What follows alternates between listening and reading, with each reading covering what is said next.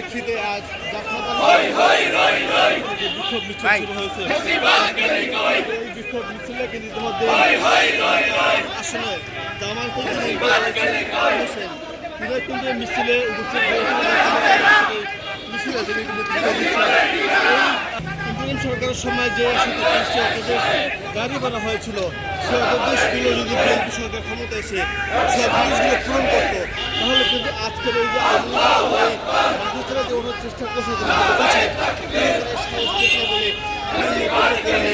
সংসদ সদস্য দেশ জুন সে বিশ্ববাসীকে বোঝাতে না পারে বা তাদের কার্যক্রম যেন তারা